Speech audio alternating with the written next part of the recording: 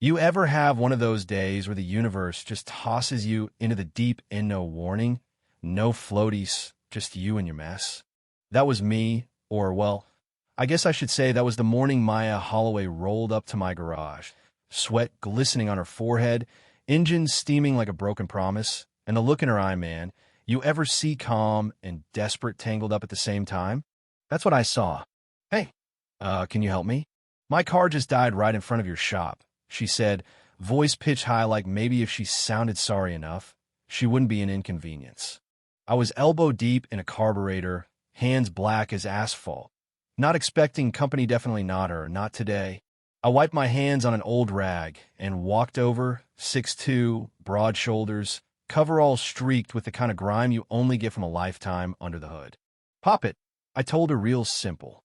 She hesitated, but I could see she wasn't used to being told what to do not by someone like me. Anyway, she leaned in, yanked the lever, hood groaned open. I poked around battery, coolant, wiring, nothing wrong, not really. I bet she started that car just fine this morning. You local?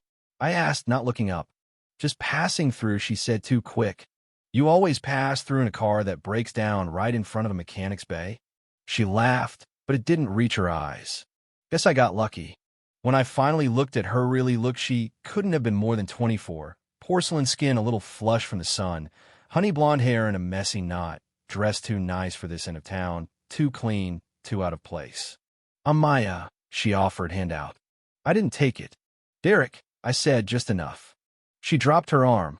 Try not to look embarrassed. Look, I should tell you up front, I don't have money on me. I thought I had enough gas to get back, didn't expect. I cut her off. Did I ask for money? She blinked. No, then don't offer apologies like payment, I said, shutting the hood. Roll her in. I'll take a look. She followed me, not sure if I was being kind or just doing my job. Inside the shop, lights sliced through dust, tools lined up with military precision. A photo hung on the wall, a younger me, back straight in uniform, next to my mother, her pride barely contained.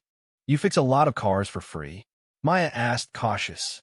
Only on Thursdays, and only for women who lie badly. I shot back, not missing a step.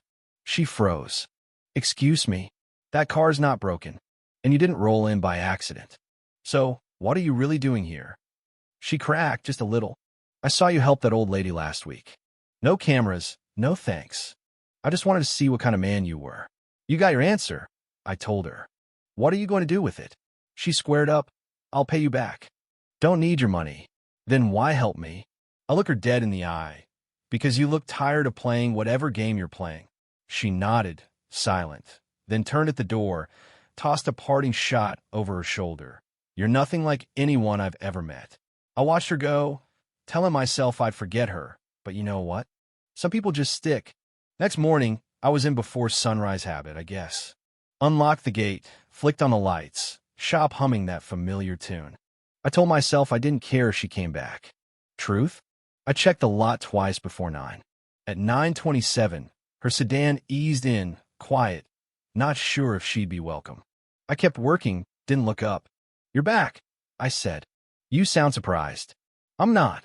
She brought coffee black, no sugar. Good guess. That's a safe bet, I muttered, finally taking a sip. Damn good coffee. She eyed me. You didn't fix the car. It wasn't broken. I know. Still, it's sitting in your lot. It's fine where it is. She frowned. Are you always like this? Only when someone fakes a breakdown to test my character. I smirked. She winced fair. We worked in silence, her holding the flashlight, me giving short instructions.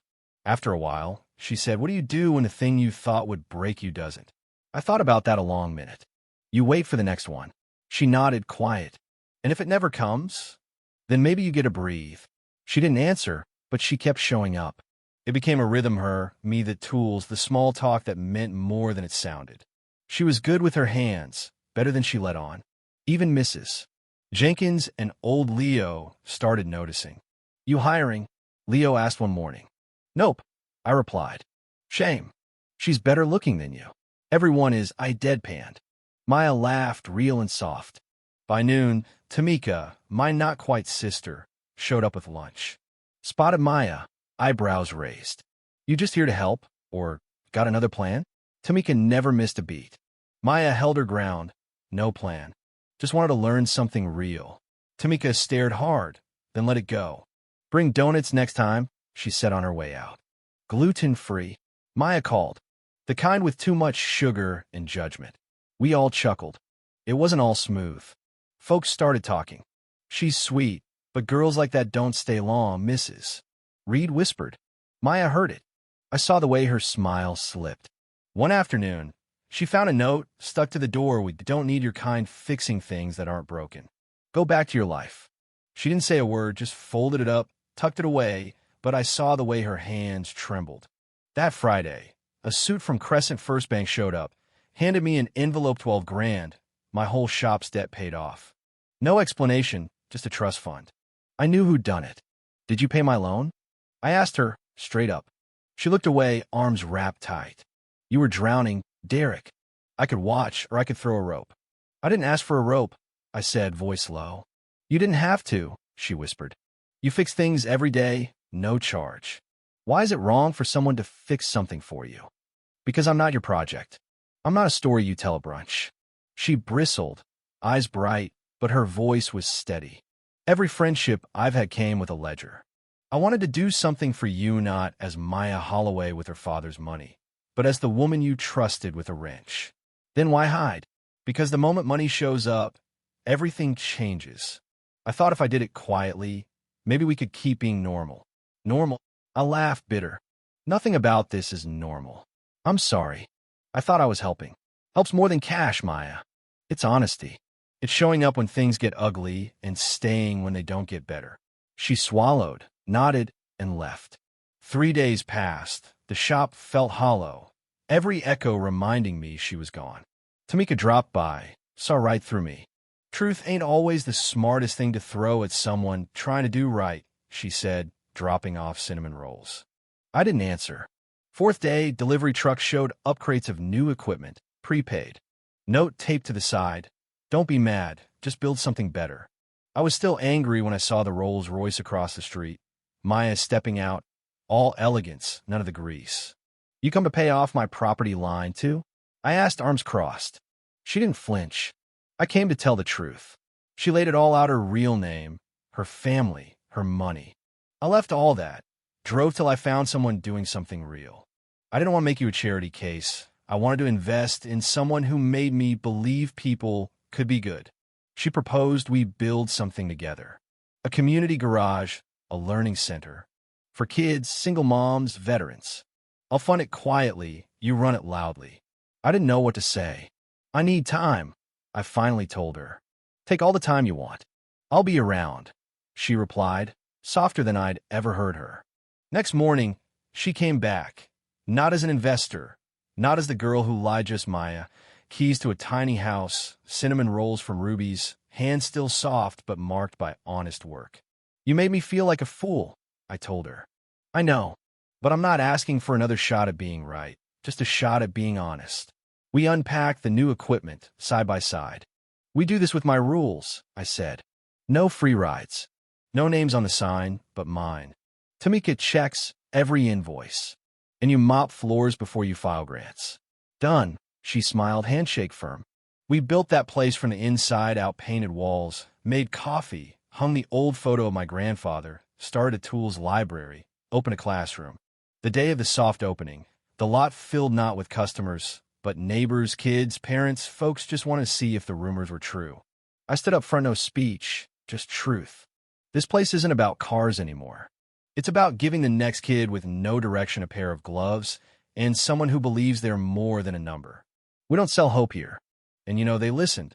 First week, we had one student, Rico, 17, scared out of his mind. End of the month, we had 8. By spring, the mayor dropped by, got grease on his suit, left with a smile. One night, Maya asked me, "Do you trust me now?" I looked at her, weighed every day she'd shown up, every lie she'd left behind. I'm getting there, I said. She nodded. That's enough. So yeah, maybe it all started with a lie, a car that never really broke down, and a woman running from her own shadow. But what we built together was real. Real as grit under your nails, real as a sunrise after a storm.